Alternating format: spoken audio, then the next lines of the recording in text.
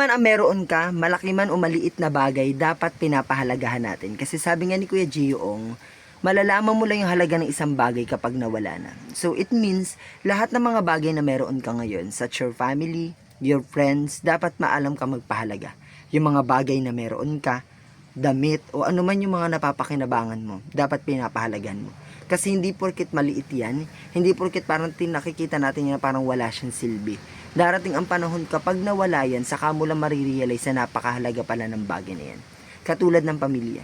Saka mo lang mariisip na mahalaga yung pamilya, mahalaga yung mga magulang mo kapag wala na sila.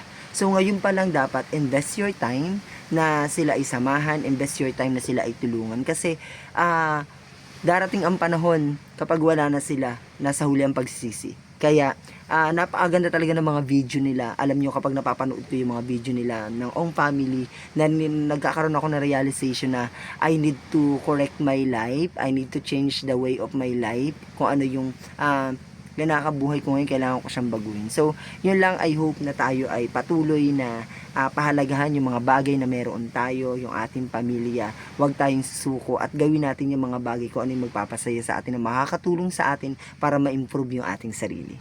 Ong Pam!